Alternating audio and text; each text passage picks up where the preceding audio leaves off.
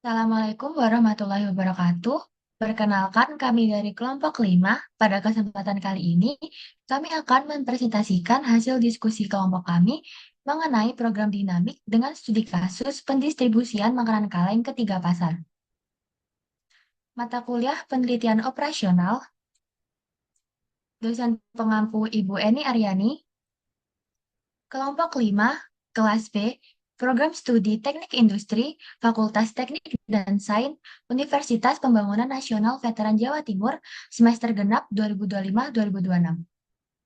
Dengan anggota kelompok, saya sendiri, Abel Meilana Yono Putri, dengan nomor NPM 240320101079 sebagai ketua. Saya Vidya Aulia Putri dengan NPM 240320101098. Saya Aulianisa Puspitaningrum dengan NPM 240320101062. Saya Mutiara Cemupin dan NPM 240320101065.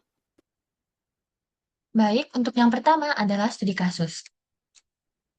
Sebuah perusahaan memproduksi makanan kaleng sebesar 500 unit per bulan.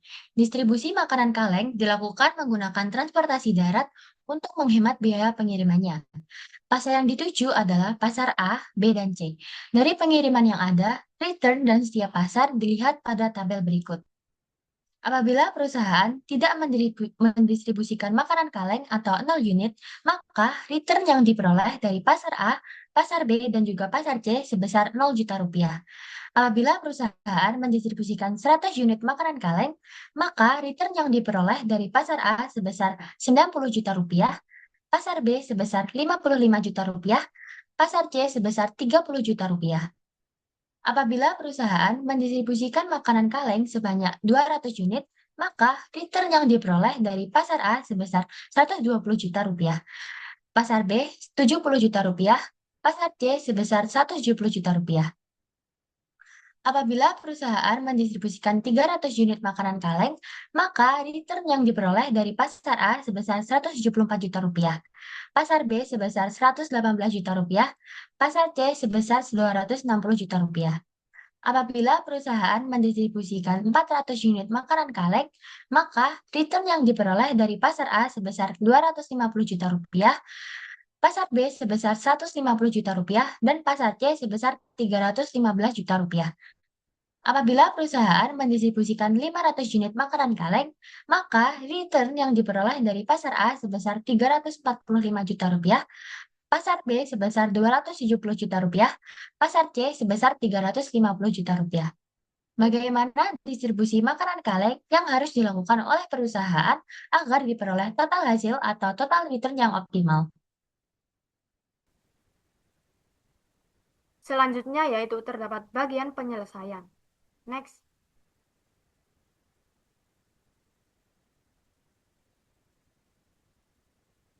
Diketahui N merupakan jumlah pasar, misalnya N sama dengan 1, 2, 3, yang merupakan sebuah tahap. S adalah sisa jumlah makanan kaleng dengan satuan unit yang belum dialokasikan. XN merupakan alokasi makanan kaleng dengan satuan unit pada pasar ke N. Pada tahap 3, apabila perusahaan mendistribusikan makanan kaleng sebanyak 0 unit, maka total return yang diperoleh oleh pasar C yaitu 0 rupiah, sehingga keputusan alokasi optimal untuk pasar C adalah 0 unit.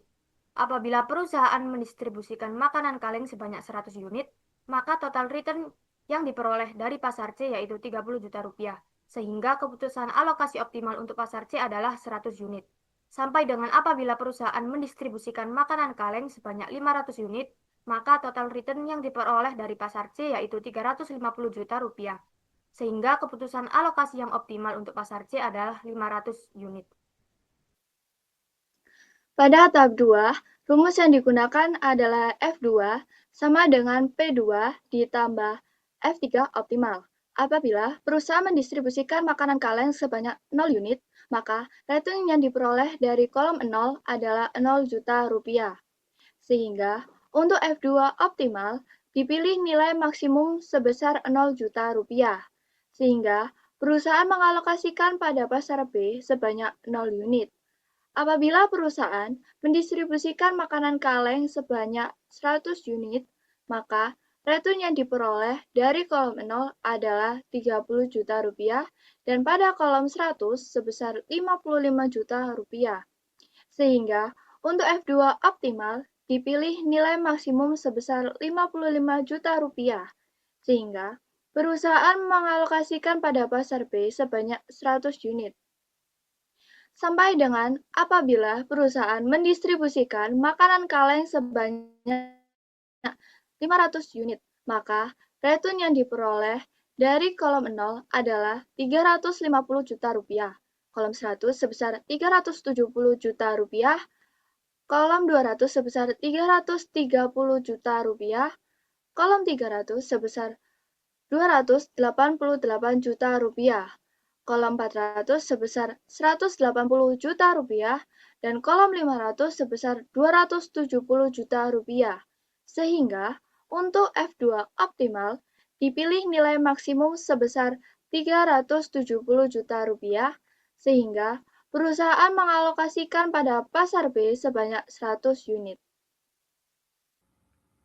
Pada tahap 1, rumus yang digunakan adalah F1 sama dengan P1 ditambah F2 optimal. Apabila perusahaan mendistribusikan makanan kaleng sebanyak 500 unit, maka return yang diperoleh dari kolom 0 sebesar 370 juta rupiah, kolom 100 sebesar 405 juta rupiah, kolom 200 sebesar 380 juta rupiah, kolom 300 sebesar 344 juta rupiah, kolom 400 sebesar 305 juta rupiah, dan kolom 500 sebesar 345 juta rupiah.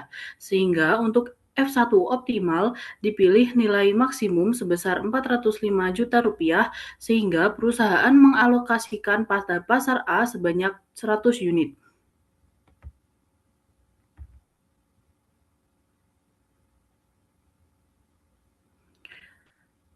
Untuk kesimpulan, didapatkan bahwa perusahaan sebaiknya mendistribusikan makanan kaleng ke pasar A sebanyak 100 unit, ke pasar B sebanyak 100 unit, dan ke pasar C sebanyak 300 unit agar diperoleh total return yang maksimal yaitu sebesar 405 juta rupiah.